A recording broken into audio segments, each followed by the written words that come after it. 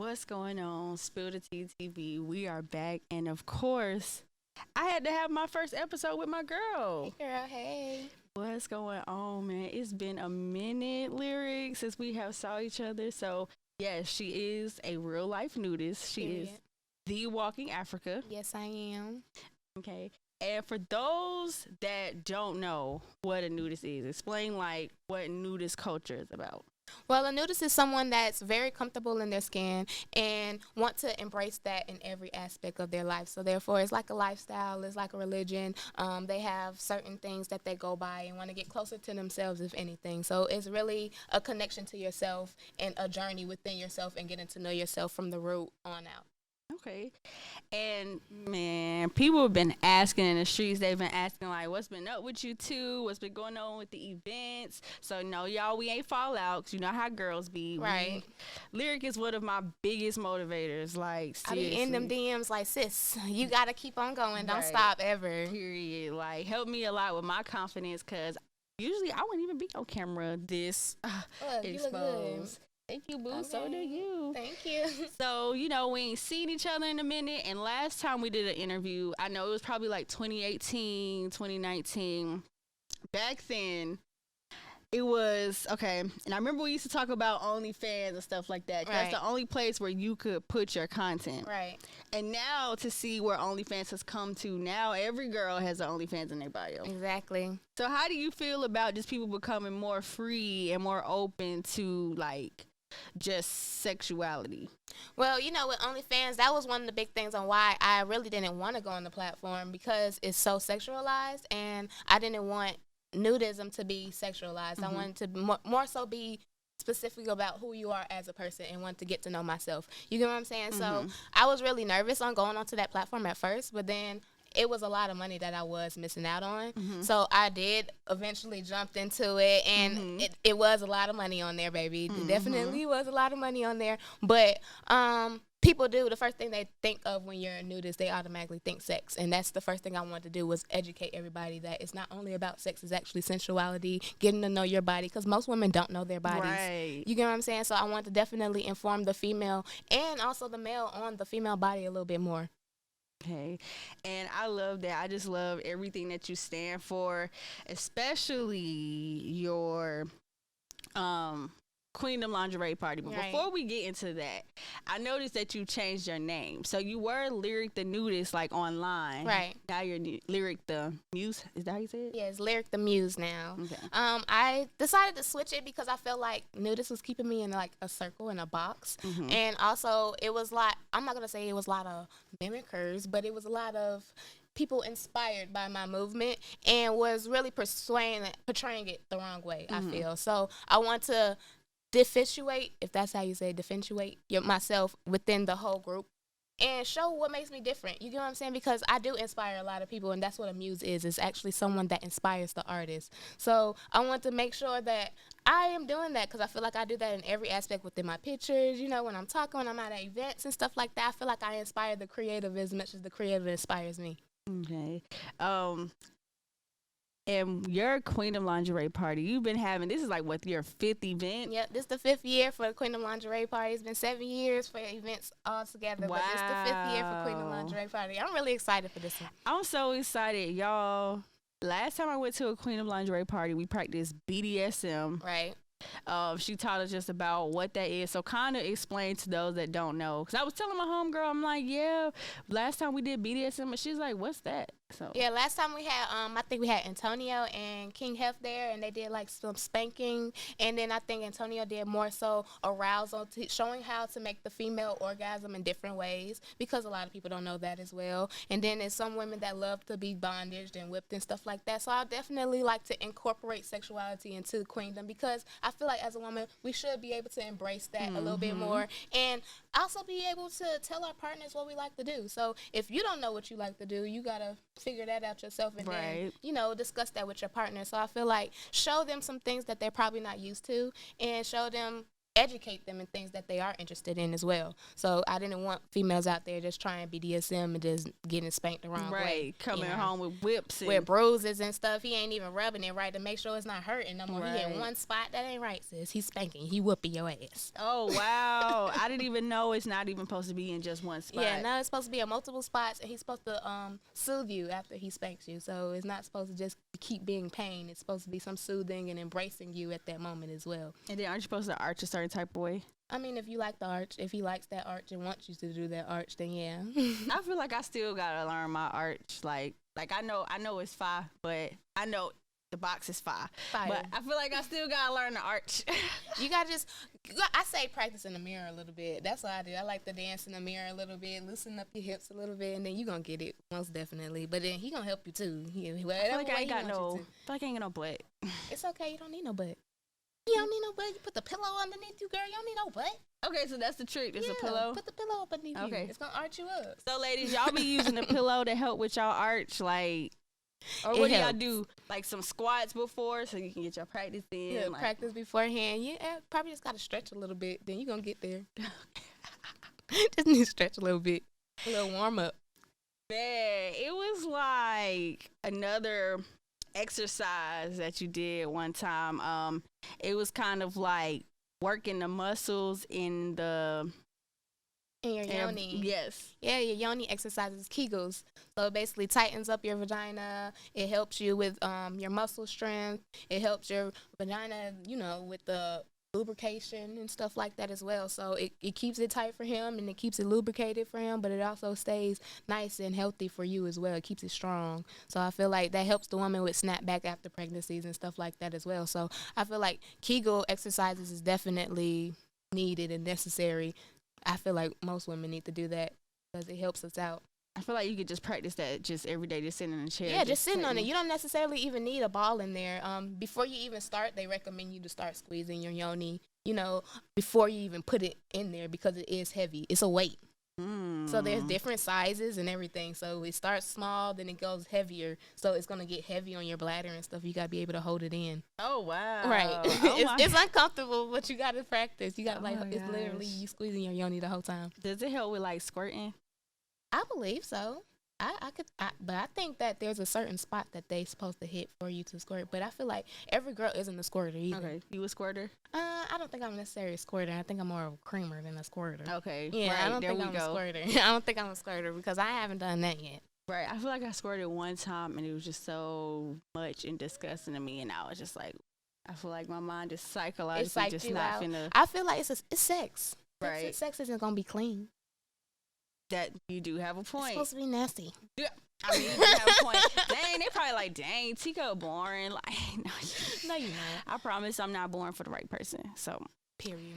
But you also had like a massage room. Yeah, because we needed to get relaxed. I wanted Queendom to be like a place of relaxation and having fun and fully embracing yourself and all feminine energy that you have. I want the women to come in there and turn up. You know what I'm saying? That's your one night to literally let it out. You know what I'm saying? So then you can go back home and then you go ahead, you be a mom, you go ahead, you go back to work, you go ahead and you be a single woman or you be married, whatever you got going on at home. I want you to be able to have that one night and to be able to fully embrace yourself how you want to. So I'll definitely have the massage therapist there so you can get your massage before you go out and twerk all night, so they can be loose and everything. So I feel like that's needed too because the women definitely do appreciate that massage. I don't think a lot of women take out self-care days and actually go and get massages on it every day. So to go to a party and it has one there, yeah, I'm about to hop in that chair. Right. I love how you had the different options, like where people can stay the night and like enjoy, like you had like a breakfast option one time. It was like a full just experience. Yeah, so I used to have where people could, after the party, you can go into one of the rooms and spend the night if you bought a room, and then in the morning we do breakfast and we had mimosas and stuff like that. But last year we didn't even, everybody booked the rooms, but they didn't even show up after. I guess they was too drunk or something. It was lit last year. It was definitely lit last year. From my Instagram that had gotten deleted and it was that packed, it was definitely lit. Yeah.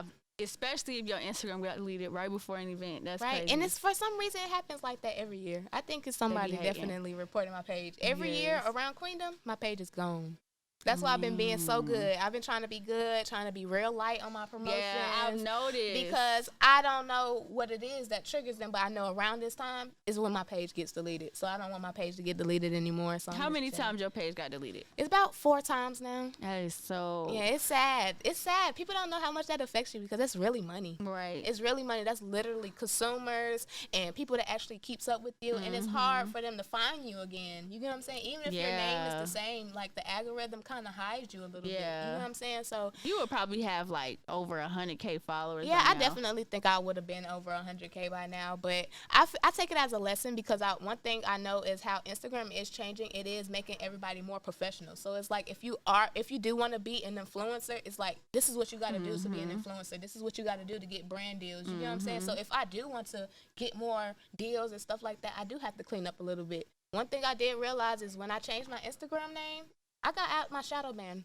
ASAP. Okay, wow. Instagram followers, they was putting me on the Explore page. Yes. Yeah, they was pushing me more. They was recommending my content more. So I was like, I guess it's not that bad. Yeah. Yeah, I feel like it was a lesson that I had to learn, and it was the universe like, girl, you just not gonna learn. And I just kept on doing the same thing over and over on Instagram and wasn't taking advantage of the following that I had. They want to keep it community friendly, I guess. Right. So I'm just gonna take advantage of the platforms that they got for me. So OnlyFans, you can still go in there and you can find that. YouTube, you can still go on YouTube and find whatever you want to find from me on YouTube. And then on Instagram, you're gonna get the business side of me on there. So and make sure y'all follow her on all these platforms. Yes, and definitely subscribe to her OnlyFans. It's some real art. Period. So yes. And then one thing you changed about the Queendom Lingerie party. Well, I know you have let guys be a part of it now, but you were saying that it was an all ladies party, or right. At first, I'm really big on like womanhood and sisterhood, so I wanted women to be able to go to a party and be able to be around like-minded women, because if you're there, obviously for a reason, we have something in similar. So I wanted to have a place for us to all relate. We all probably have different jobs, probably never seen each other in a day in our lives, you get what I'm saying? But we all relate in some way. So I wanted all our women to have that one sacred place to be able to have fun, make new friends possibly, because you know how every female, we always say we don't have no friends. So we need a new group of friends with like-minded stuff that hopefully they don't be weird. Right. Hopefully they're not weird. But it's good to, put your guard down for that one night and find some women to dance with. But then I did have a couple women like, hey, I want my boyfriend to come with me, or hey, I wanted to do a date night. Hey, I didn't want to buy my own stuff that night. Can my man come? And I feel you, sis. I feel you. You didn't want to buy your own stuff. This probably could be y'all date night. You know what I'm saying? Y'all one night away from the kids. So I was like, why not let the couples come in? So a guy can only come with a girl. Yeah, he has to bring a female. Even if y'all not together and that's just your home girl, y'all just split 2 different ways in the party or whatever. But yeah, I want to definitely, if the man is coming, I want them to bring a girl to the party. Okay, I like that. So what we gonna do is we gonna do a little something random, and we gonna get right back to y'all. And we back. Hey, I like how we look. Wanna vote? Strike pose.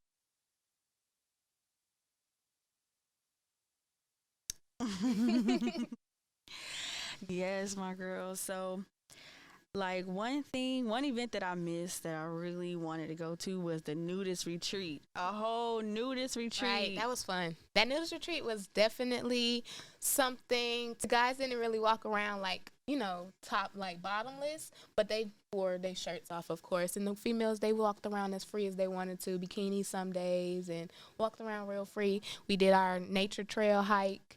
We walked around. It actually was a trail near the house. I didn't want us to go too far into the woods or anything like that, because everybody don't like the hike or like nature like that as much as I do, So I had a little trail over there by the house, and we walked down the trail. We got in the hot tub. Everybody definitely enjoyed themselves. It was like a relaxation weekend. Being away from the city, we need that. So you kind of brought people into your world. Yeah, exactly. I wanted to basically show people what I mean when I say I want to detox from the city, get away, embrace the nature, and be in my true self. You get what I'm saying? So everybody definitely was able to live like Lyric the Nudist that weekend, and I feel like everybody enjoyed themselves. It was really relaxing and really new to me too, because I never been that intimate with my fan base like that. So it was definitely something to remember. I'm able to remember everybody's name. I still keep in contact with everybody. That's so good. it definitely was fun. That's good, especially keeping in contact with people, because when you have such good and addictive energy like yourself and having those personal relationships with your followers. Right. It can get scary at times, and then some people can be weird. But luckily, at that weekend, nobody was weird or anything like that. So I was definitely blessed within that. Everybody was really friendly. You know, they was open to getting to know one another as well, because there was commune rooms and stuff like that. So there were the ones that didn't get couples rooms. They was in rooms in their own bed, but in the same room as other people. So they got to know each other and stuff like that. So I feel like it helped people with in being social. Okay. Nude and social. That's without good. talking about sex. Right. So we having regular conversations. We eating dinner. We had the nude topless dinner, and we ate together. You know what I'm saying? So I feel like they definitely enjoyed that. That's so good. I definitely got to come to the next one. Yes, please do. And then one of my favorite events, one of the city's favorite events, is Cloudfest. Right. Everybody love Cloudfest. Yeah. So how do you feel about like weed culture just becoming more popular and becoming more recreational? Well, I actually like it. You know, me being a fellow stoner, I'm actually excited that we're getting more light to, you know, cannabis industry now that people are able to invest in cannabis now. We're getting growers here. We're getting dispensaries here in Atlanta. That's like really dope. That's something different to get dispensaries here in the South. So I'm really excited about that. I feel like it brings us all together and brings more of an understanding to cannabis and what it can do to help and benefit. And I don't really think of it as a drug. I feel like it's a medicine. So I think the United States is starting to realize how more helpful it is, and also the profit off of it as well. So I'm glad about it. I'm really excited about it. Yeah, I'm excited about it too, and I'm excited to see what you do next with Cloudfest. Right, I gotta bring it back. I definitely want to go bigger with it. I'm thinking more festival. I want to do a concert. That's really what I want to do with Cloudfest, and I really didn't know how to hit it on the nail. But I'm starting to study a little bit more and see what it is to put concerts together. So I'm gonna put it back for a little bit, for then I can come back and do it how I want to. Okay, I can't wait. I remember you had the 3D. You had like the 3D screen on the green, and then we was at the ATL bubble, and it's always been a different experience. Like, you never know what Lyric has. Yeah, you never know. I always wanted Cloudfest, especially, well, all my events really, to be an experience. You know, something different that you don't really get to see on the everyday. You know, especially with the ATL Bubble Resort, that was something different. I wanted to show everybody a different way of glamping and stuff like that. So I tried to open up the eye a little bit more and have people open their minds to outside things and new things. Okay. I love it, sis. I'm at every event that you have. Thank you. Of course. And then I remember, like, we were talking just, you know, before one off, just about, like, dark-skinned women being called chocolate. Like, how do you feel about that? I don't mind being called chocolate. I feel like chocolate is real sweet. I feel like it's real rich. So, if anything, it's a compliment. But I can see definitely how some women can definitely feel like it's an insult, because what else can you come up with? That's, like, one of the top and one of the best compliments most people can come up with is that you're just chocolate. So I definitely can see that you have more to offer than just being chocolate, but don't be offended by that, honey, because it means you sweet and you rich. Right. Yes. And we all love chocolate. Yes, so exactly. White chocolate, dark chocolate, you know, it's all good. What made you want to be like the walk in Africa? Like, what made that want to be like your moniker? Well, my family's from Senegal, Africa, so I want to definitely keep my culture with me with whatever I do. So I feel like I am the walk in Africa. I feel like I am a representation of Africa. All my ancestors are still in me, so I feel like I'm a walking image of them in my culture. So that's why I picked the walk in Africa. I feel like it's straight to the point, and you can feel where I'm coming from, especially when I'm talking to you and I'm in your presence. You can feel what I mean. I feel like when you think about you just as a person, I feel like if Mother Africa was a person, I don't know if she is, like, or if they have images, but I feel like if Mother Africa was a person, I feel like that would be you. Like, it's this one picture you have, you're like to the side and you're like posed like a statue, and I feel like, wow, like that's like, we could see you in a museum like 100 years from now. And I really hope so. That's one of my biggest like goals, and so we manifesting that right now. Y'all gonna see me in the museum real soon. It is already happening. It is Yes, already period. yours, sis. Okay. And then what else you got coming up, or what else you got going on that we should be tapped into? You know, I'm just really staying down right now, trying really focused on Queendom right now. I want to hit this one on the nail, especially with me retiring with events for right now. So I want to definitely hit Queendom on the nail since this is going to be my last one. And I want to welcome my new journey, introduce what I'm going to be doing to everybody at Queendom next. So then everybody don't think that I'm just like falling back or anything like that. I just want to rebrand, if anything, and open and introduce everybody to what I got coming up. Okay, so why do you think you're gonna stop doing events? Well, for right now, I want to put them on a hold because I feel like I got a bigger purpose. I want to get some certifications. I want to actually look into life coaching, becoming a doula. You know, I'm actually writing some books right now, so I want to really focus on those journeys that I'm about to open up and actually overly indulge into them, so I can come and introduce it to my village the right way. You get what I'm saying? So I'm not really falling back from Queendom or all my events, but I want to actually build a Queendom. Yes. So it's way. I feel like I have a bigger purpose, so I'm gonna fall back and actually focus on that purpose. I feel like to be a great and a legend, you have to know when you have to fall back and go back to the scratching board. You know, so I'm going back to the scratching board. And I'm about to come back harder than ever. Period, sis. Okay, and thank you so much for helping me reintroduce my podcast, my platform. Okay, y'all make sure y'all follow Lyric the Muse.